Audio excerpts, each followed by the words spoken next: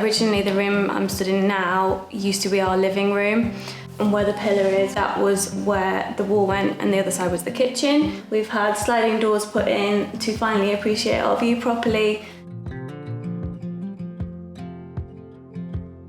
We went for the Hockley Super Matte Charcoal Handleless range, mainly to create this linear look with horizontal lines. The slab doors are also anti-fingerprint, which is great because we've got a little one.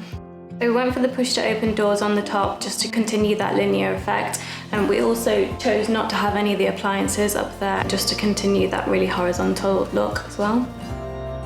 So we went for all integrated appliances. All the appliances that can't be completely hidden are behind the island. We've got the 2 tall units at the end, which is for laundry storage, so we've got the washing machine and the tumble dryer, but on the left-hand side it's been customised so that it's just 1 tall unit. It's all really handy and really practical.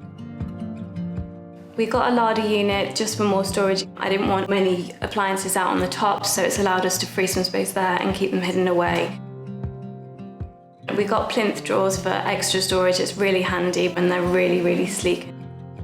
So we chose to get a breakfast bar because it's really practical from this side for prepping food and entertaining. But also from a practical point of view, we do a lot of work sat the other side on our laptops. We had a small breakfast bar in our last kitchen and we had a waterfall in that as well, and I just loved it, so I really wanted that for this kitchen. So we went with the brushed brass tap because I had to have some brass in the kitchen. I love brass, that's why we've got the brass fixtures as well, so it all just ties in really nicely. One of the things we got, which we didn't really realise we were going to use so much, is the warming drawer, but we've used it every night. It's been really handy. So it's finished now and I'm just delighted.